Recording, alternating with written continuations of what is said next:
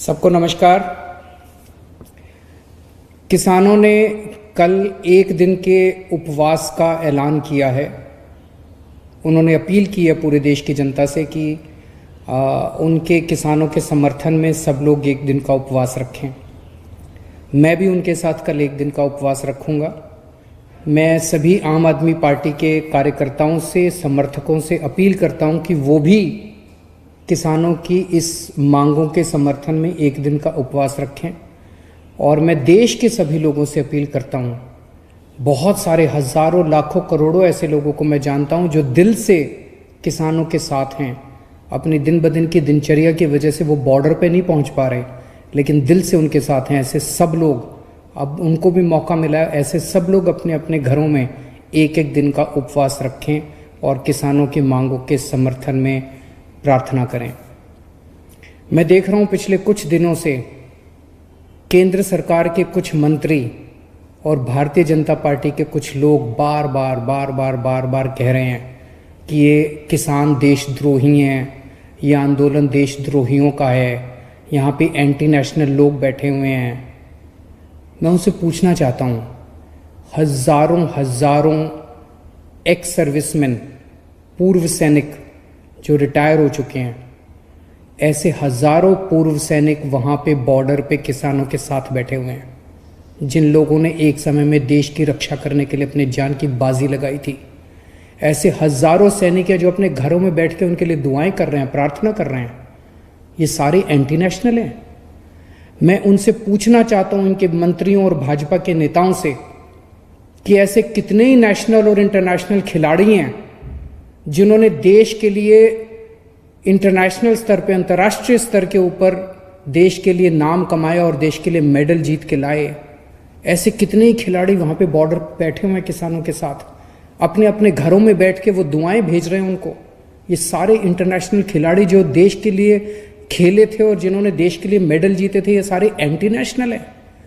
मैं पूछना चाहता हूं इन सारे बीजेपी के नेताओं और इन सारे मंत्रियों से, कितने सिंगर्स हैं, बॉलीवुड सेलिब्रिटीज हैं जो किसानों के बच्चे हैं। मैं जानता हूं कुछ कुछ सिंगर्स को तो मैं खुद जानता हूं, कुछ सेलिब्रिटीज को मैं खुद जानता हूं जो किसानों के बच्चे हैं, किसानों के परिवार से आते हैं।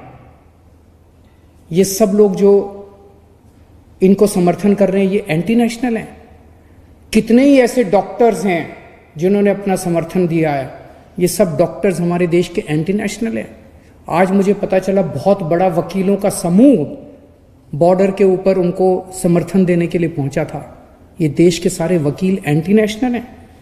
कितने ही व्यापारी हैं, पंजाब से कई व्यापारी मेरे से मिलने के लिए आए कुछ दिन पहले। उन्होंने बताया कि पूरे पंजाब के सारे व्यापारी इनके साथ हैं, और केवल पंजाब नहीं, पूरे देश के सारे व्यापारी इनके साथ हैं। देश के सारे व्यापारी एंटी नेशनल हैं। मुझे याद आ गया अपने अन्ना हजारे जी के आंदोलन के दिन, जब हम भी रामलीला मैदान में आंदोलन के लिए बैठे थे। उस वक्त की कांग्रेस की सरकार भी तरह तरह के षड्यंत्र रच के हम लोगों के खिलाफ रोज अखबारों में और मीडिया में, टीवी चैनलों पे स्टोरी प्लांट की जाती थी कि ये गलत लोग हैं, ऐसे लोग हैं, एंटी नेशनल लोग हैं। जिस तरह से हमारे आंदोलन को बदनाम करने की कोशिश की जा रही थी उन दिनों में कांग्रेस के द्वारा, आज वही कोशिश किसानों के आंदोलन को बदनाम करने के लिए बीजेपी कर रही है और सत्ता पक्ष कर रहा है। इस देश के किसानों को एंटी नेशनल कहने की हिम्मत मत करना। कुछ लोग ये कह रहे हैं कि इसमें तो कुछ चंद लोग, बस पंजाब के किसान, हरियाणा के किसान, कुछ चंद किसान इसमें शामिल हैं, बाकी जनता इसमें शामिल नहीं है। ये उनकी गलतफहमी है। मैं परसों एक शादी में गया था 2-3 दिन पहले। वहां पे मैं कुछ लोगों से मैंने पूछा, मैंने कहा इन किसान बिलों के बारे में आपको क्या कहना है, आप क्या सोचते हैं। आपको जान के ताज्जुब हुआ कि मिडिल क्लास और अपर क्लास के लोग जो वहां मौजूद थे, उन्होंने मुझे कहा, सर ये बिल बड़े खतरनाक हैं। मैंने कहा क्यों? कहते सर इन बिलों में ये लिखा है कि अब कोई आदमी कितना भी अनाज जमाखोरी कर सकता है। अभी तक इस देश के अंदर जमाखोरी करना अपराध होता था। हर अनाज की एक लिमिट होती थी। जैसे मान लो चना है, तो सरकार लिमिट लगा देती थी, भाई 10,000 क्विंटल से ज़्यादा कोई, या जो भी लिमिट थी, इससे ज़्यादा कोई चना अगर जमाखोरी करेगा तो उसके ऊपर मुकदमा चलाया जाएगा, उसको गिरफ्तार किया जाएगा, उसका सारा सामान जब्त कर लिया जाएगा। इस देश के अंदर जमाखोरी करना जुर्म होता था, क्योंकि जमाखोरी करने से कीमतें बढ़ती थी।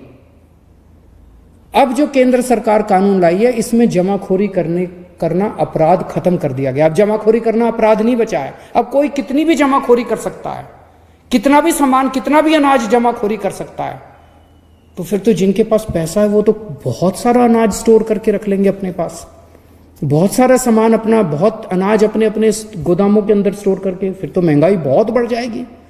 तो मुझे वो लोग कहने लगे, सर इससे तो महंगाई बहुत बढ़ जाएगी। कानून में ये लिखा है कि अगर महंगाई 1 साल में डबल जब तक नहीं हो जाती तब तक जमाखोरी करने में कोई पाबंदी नहीं होगी। तो इसमें हर साल महंगाई डबल होती जाएगी। आज अगर 20 रुपए किलो गेहूं है तो इस साल 40 रुपए हो जाएगी, अगले साल 80 रुपए हो जाएगी, अगले साल 3 साल में 160 रुपए। ये क्या है? तो मैं ये कहना चाहता हूं कि कोई ये गलतफहमी में ना रहे कि इस कानून के समर्थन में केवल चंद वो किसान हैं जो बॉर्डर पे बैठे हुए हैं, वो भी हजारों लोग बैठे हुए हैं। इस देश का एक एक आदमी इन कानूनों को समझ रहा है, हर आदमी इन कानूनों को समझ रहा है और इन कानून की बारीकियों को समझ रहा है। जो लोग अपनी जिंदगी में व्यस्त होने की वजह से बॉर्डर पे नहीं पहुंच पा रहे, उनका दिल वहीं है, किसानों के साथ है। तो मेरी केंद्र सरकार से गुजारिश है कि अहंकार छोड़िए। अहंकार अच्छी चीज नहीं होती। सरकारें जनता से बनती है, जनता सरकारों से नहीं बनती। अगर जनता इन तीनों बिलों के खिलाफ है तो इन तीनों बिलों को तुरंत रद्द किया जाए और एमएसपी के ऊपर किसानों की फसलें खरीदने की गारंटी देने का बिल बनाया जाए। जितनी भी किसानों की मांगे हैं उन सारी किसानों की मांगों को तुरंत मंजूर किया जाए। नमस्कार।